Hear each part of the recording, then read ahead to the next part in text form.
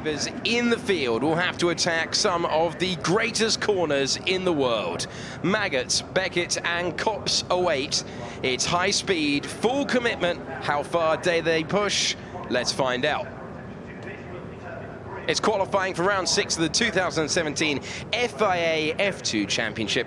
I'm your commentator, Alex Jakes. So in a few minutes, we'll have the superb spectacle of these cars flying around the 3.6 mile, 5.8 kilometer track. But in the wider context of the championship, the focus falls once again on Charles Leclerc, our championship leader, you can see, with 151 points ahead of Ollie Rowland. For Leclerc, a sensational qualifying performance this season has seen him capture all 5 poles, 6 in a row. Has only been done once before at this level with this car. It was Stoffel Vandoorne then, but even Vandoorne achieved that across 2 seasons. Leclerc goes in search of 6 to start the season. Really impressive stuff. A qualifying improvement is the target for everyone else. We've had 5 different drivers alongside Leclerc on the front row at the start of the 2017 Formula 2 season. You can see Alexander Albon there at the head of the queue, ready to lead out the drivers onto the track. Yesterday they were using the old pit lane, today they're in the new one. And Albon, who is on the front row in Monaco, we're on board with his teammate Nobuharu Matsushita, who was on the front row in Baku, and we've seen inconsistency in terms of the challenger for Leclerc, but every single session, doesn't matter if it's a street circuit, doesn't matter if it's a venue where everyone has already tested at, doesn't matter if it's all about the braking or here with the high-speed corners. Leclerc seems to have a balance and an ability in excess of anyone else at the moment. But things can change very quickly around this circuit, notably the weather. The track temperature is 36 degrees, the air temperature 18, and it's been sunny and cloudy, and we've seen some ominous weather overhead, but no rain yet so far. That is exactly what we want to see.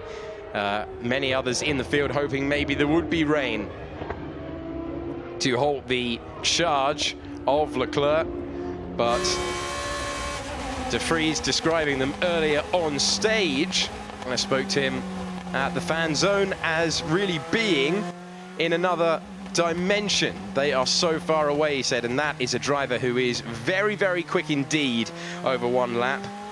Last year only qualified 19th here in the GP3 series. Obviously expecting better. It was a wet, dry session that, so it was easy to be caught out. And the man who said he was hit by a lawnmower. Ooh, big lock up there for Sean Gelael. So we've got Sean Gelael, who showed good pace, but here's Leclerc. We need to be careful to that.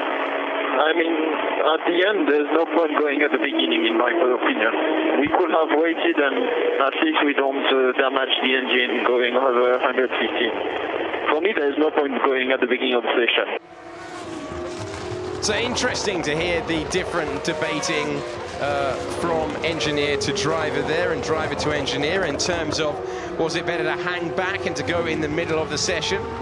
Prema coming into this 30 minutes of qualifying with a fair bit of confidence, and they do so because of the margin that they had yesterday, 0.3 of a second. That was Sean Gelael trying to get some heat into his tyres. Before that, I was telling you about Nick De Vries referring to Robert Visoyu as a lawnmower as he nudged him off the road. Those two certainly not sitting next to each other in the driver briefing. And the interesting thing about Formula 2 is that you are much closer to your racing rivals in this series than you would be in, say, Formula 1. There's a truck to hide in Formula 1. There's a team motorhome to disappear to.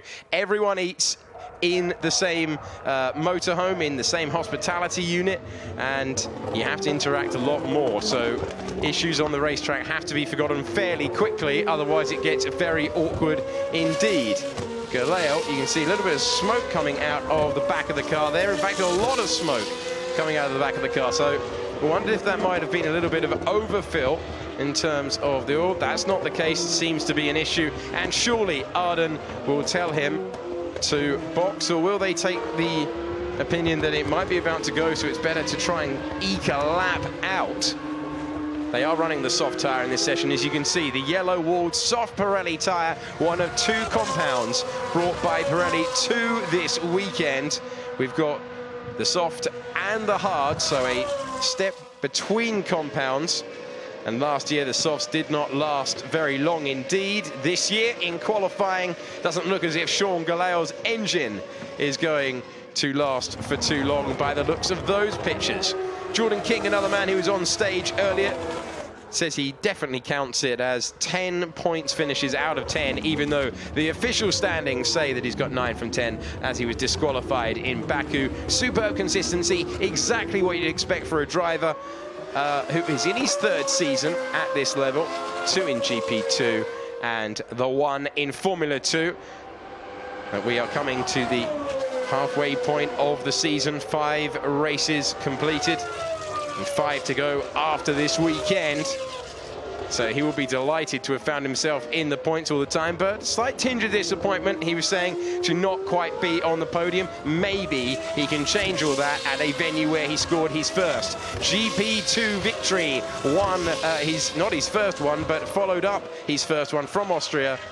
He won 2 races in a week and was victorious in the sprint race here 1 year ago, as he goes over the retro black and white curbs down at Brooklands that has a very late apex and always seems to catch out many drivers in this session. I can tell you that in pole position last year in 2016, set by Norman Nato, was a 38.2. So the times you're seeing on your screen, not representative at this moment. King does often like to be the first one out there setting times. That's exactly what he's doing as he goes through a really difficult sequence of corners in any year, but there's old tarmac going into new tarmac there from Beckett's.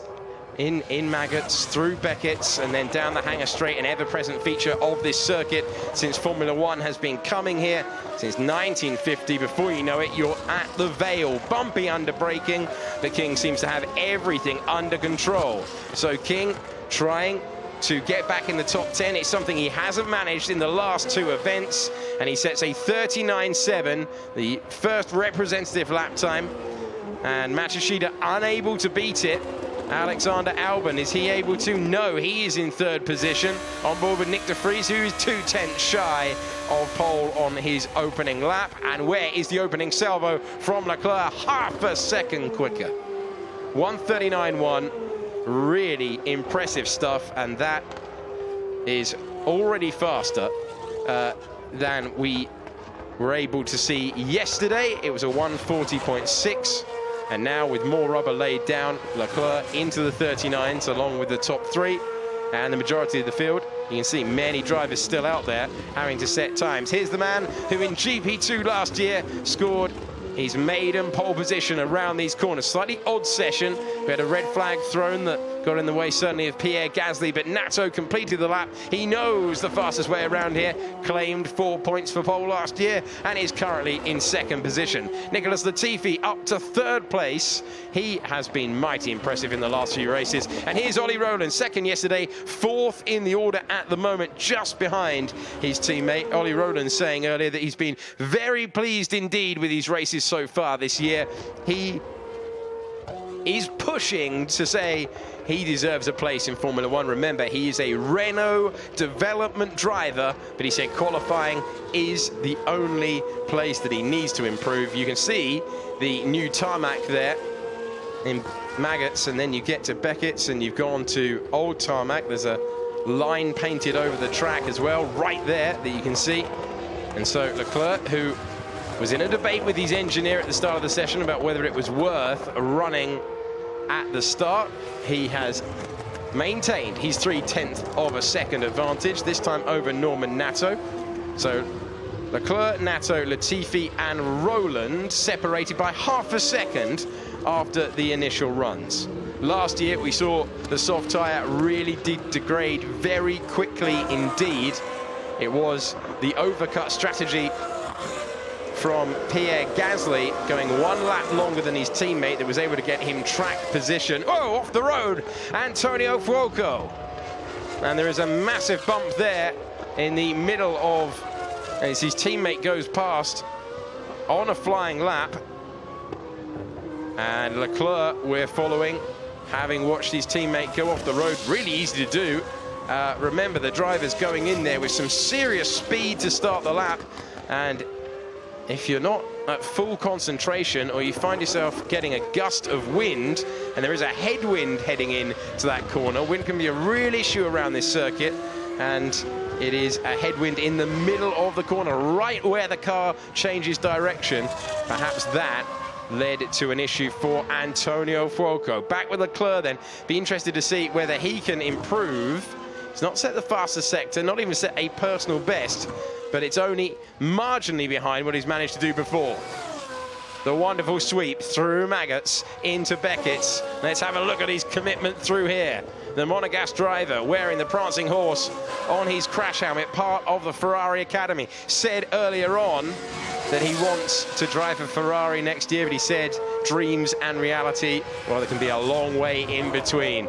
Poetic stuff from the man at the top of the timing standings at the moment, and the championship, by the way, of points, 151 points for him at the moment. Is he going to be able to take that total to 155? Charles Leclerc looking to improve on his initial run.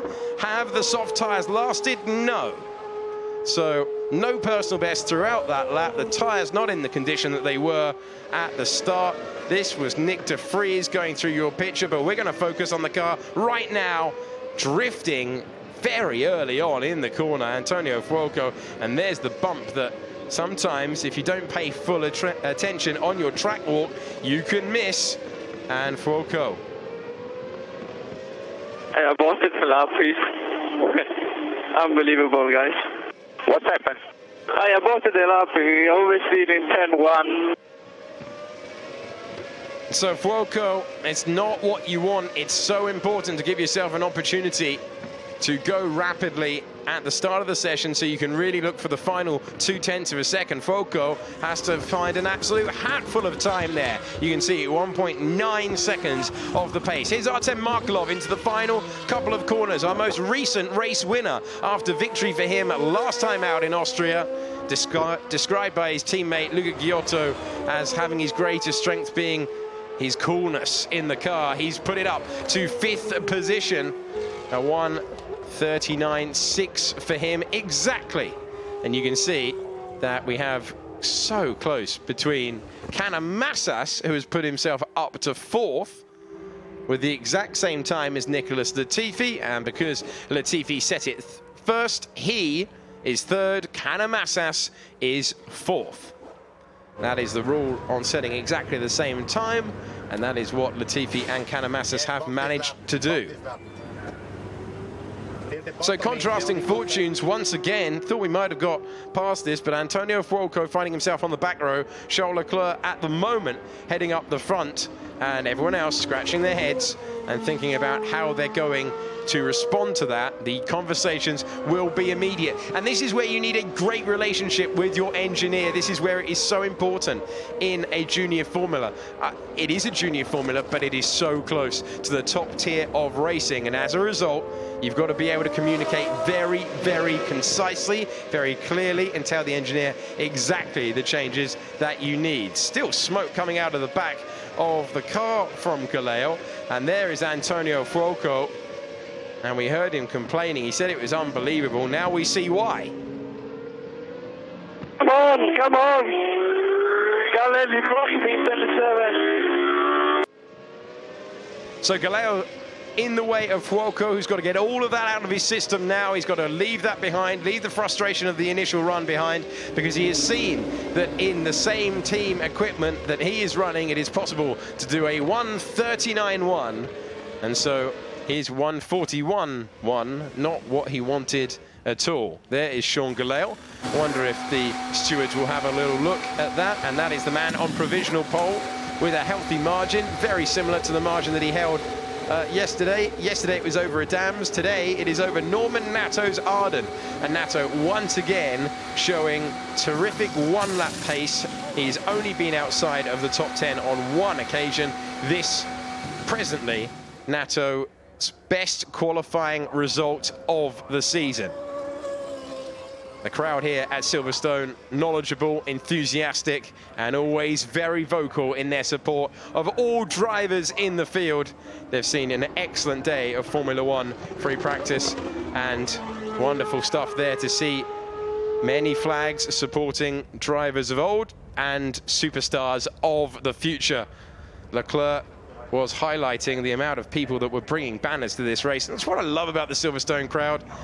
It's what I love being part of it when you're a spectator. There is an appreciation of all drivers out there. It is not just the Brits that get cheered, but man, the Brits do get cheered. Wonderful atmosphere at this racetrack. You need to let me know who is on the push lap because I blocked Falcon. My mirror is broken. So mirrors are broken was the call on the radio, and the team with the driver tracker. They do have a driver tracker available to them, but that is the issue. That's what I was mentioning before in terms of the relationship you've got to have with your engineer. And for Galeo, not easy at the moment for him. So Gaetan Diego, the engineer there, who engineered Nico Rosberg to the first ever GP2 title, is in charge of engineering for that team. And he will have spoken, I'm sure, to his driver on the way back to the pits. So Galeo in 16th at the moment. We do tend to have quite a pronounced gap in proceedings there as we look at the BRDC clubhouse. You've got to be a pretty handy racing driver or hope that they offer you honorary membership to get into the clubhouse. But if you can, unbelievable view from that balcony. It's a multinational crowd here. Always great to see the support around this racetrack, and they pack themselves in. 150,000 people on their way in on Sunday. Across the weekend, 300,000 people, and they are cheering on each and every driver. There you go, you're on the big screen. Highlight of the weekend. Go and play it back later, take a photo of it, splash it over social media. We've got a guy dressed as a box. I'm sure he's not dressed as a box. I'm sure there's something on the front. You're not going to go in fancy dress as a box. So lots of fans making their way around the circuit. One of the great things about the ticket that you get here is that you are able to move from grandstand to grandstand. And two gentlemen enjoying the commentary. Probably not mine, probably the trackside commentary on the circuit, but enjoying themselves on the big screen. Right, so who's got to improve then in this session? Well, I would argue that Ollie Rowland will be super disappointed to be behind his teammate at the moment. Rowland is 4-1 ahead in the head-to-head battles between himself and Latifi. Latifi, though, is very open in the way that he says he absolutely adores this circuit. And when you love the circuit, it is no real challenge at all to get yourself to the front. And Latifi, who qualified third here last year, has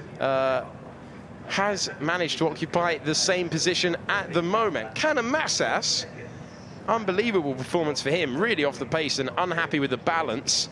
Really disappointed with the Rapak's debut that he made in Formula 2. And Canamassas, after switching there at the last race, has only been in the top 10 on one occasion. He has not been in the top 5 all season, but it is one thing to post an initial lap time at the front, another thing entirely to follow it up and improve by a couple of tenths, 3 tenths. It's what Natto will be hoping to do. It's what Latifi will be hoping to do. Can Canamassas go with the rest of the field? One man out of the car and seemingly with his session over is Sean Kaleo in discussion with his engineer there. And the engine cover going back on, but the number 21 Arden seemingly taking no further part in proceedings. So disappointing for him, disappointing for the team, with one driver up there in second position. Ralph Boschung is 2.5 seconds off the pace at the very bottom of your picture. That is incredibly disappointing for the young Swiss driver. Engine cover reattached, and they will hope to at least be able to drive it back round half of the circuit to where GP3 and Formula 2 are housed this weekend in the old pits building. And everyone there on the terraces waiting for the final runs and waiting to see if they're going to see a little bit of history. Turn 7 incident, we've seen that already. Fuoco and Galeo. Galeo, I think, knows that he's going to get a 3-place penalty because Fuoco was on a really intense lap. You heard the frustration from the Italian driver. Can't be too easy having Charles Leclerc as your teammate. And he obviously, with Leclerc taking pole position every time, has been out-qualified 5-0 so far by the Monegasque driver. But when he'd had that great run, he would be so disappointed to find himself now in 19th position.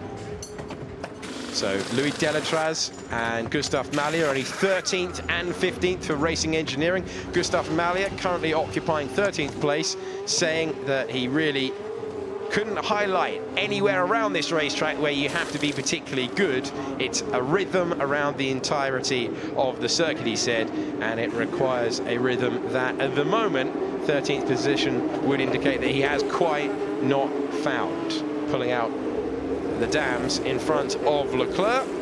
So I wondered if Leclerc might run in the gap there with the pace advantage that he seemingly had.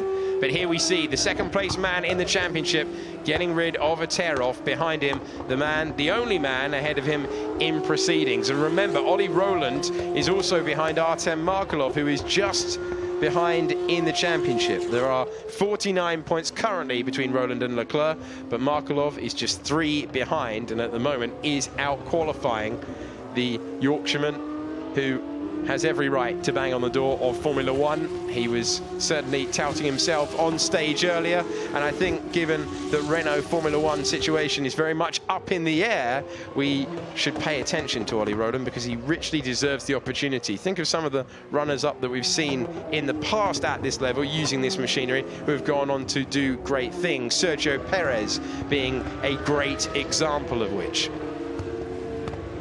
So 2 laps to warm tyres and brakes. That's what the drivers prefer. Be very slow to bring the tyres in. And these are difficult conditions. Even at this point, they'll be delighted to be on a circuit where you've got a little bit of runoff because it is so easy on cold tyres and cold brakes to find yourself going off even on this lap. And it's part of a whole process, the battle for pole position. It looks pretty glacial at the moment, but this tyre warm-up process is absolutely vital to delivering lap time when it counts. Also important, it's a pretty big track, this one. 3.6 miles, 5.8 kilometers, and pole position last year a 38.2. And so we've got a long way to go. Don't think we're going to quite match that. But we are ahead of the pace that we saw in practice. Slightly different running in terms of practice a day before on the Thursday. And Galeo, I think, has been sent out simply to return to the pits. Very unusual to see a driver get out of the car if he was still expecting to set an intense time.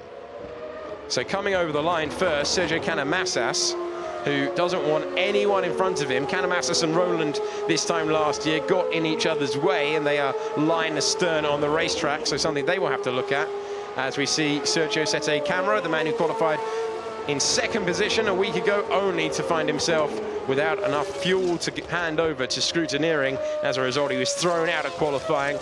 A real disappointment that he has not been able to convert momentary speed, flashes of which he has shown throughout the season, and, well, really disappointing for him. A word for Callum Ilott, who is the only driver change in the field this week and has managed to get himself really impressively up to 14th place. No simulated time. He's tested this car before in Abu Dhabi, and he was in the ART team when he did that. And the man from Cambridge, very impressive to just jump in the car. A track he would know well, of course, a track he's been successful at already this year. On the podium a couple of times and one of those was the top step. Across his Formula 3 career, Aylot has 14 podiums and 5 wins, and is a welcome addition as Trident try to sort out their driver lineup. I wonder if that will be chopping and changing. And there is Aylot warming tyres and brakes, and how he would dearly love to break into the top 10, because that would give him a chance of reverse grid pole, something that Ollie Rowland very nearly did when he made his debut here back a couple of years ago. So Callum Aylot, one of 3 British drivers in the field, along with this man. And so Galeo, who got out of the car, thought that was it, been put back into the GP2 11 Dallara built car and has been sent round smoking. And I think the teams will be very unimpressed indeed if that unit lets go in the next 6 minutes and 8 seconds. Still putting out oil. Mate, I think Galeo might be spilling oil. It smells really bad. So yeah, that is not really what the rest of the field need. And Galeo, who is under investigation, of course, for impeding Antonio Fuoco, potentially spilling oil. If the stewards don't like the look of it, they of course can throw the black and orange flag, which would require the yellow Arden to return to the pit lane. Right then, it's time to see if anyone is improving, and I can tell you that the top 4 so far on their opening sectors are posting personal bests. Artem Markelov is running slightly later, but indeed the top 7 improving in the first sector of the lap. Norman Nato has posted a personal best in the second part of the lap, and now how late and how stable is his braking into Vale? This is absolutely crucial. How much curve does he take on the inside? He manages to avoid the sausage curve, and now it's just 1 corner to go for Norman Nato. Can he improve to take provisional pole across the line? Yes, he can, by 2.5 tenths of a second. On board with Ollie Rowland, knows he's got to try and improve, knows he's got to desperately try and get himself onto the front row if he's not able to take pole position, but he'll want pole position, and this is home race. Here comes Ollie Rowland over the line. Does he displace Nato? He does, and Leclerc in the background is 4.5 tenths faster to take provisional pole. A good improvement from Ollie Rowland, a better improvement from Charles Leclerc, and surely no one is going to be able to have the tyre life to come back. 6 in a row looms large for Charles Leclerc, but we're on board with Artem Markelov through wonderful, wonderful corners. Touch of understeer there. He had to wait to gather it all up. That's not what he wanted at that part of the lap, and you can see he's half a second down, which would currently, if you can maintain that, put him into 4th. Jordan King will be delighted with his improvement there.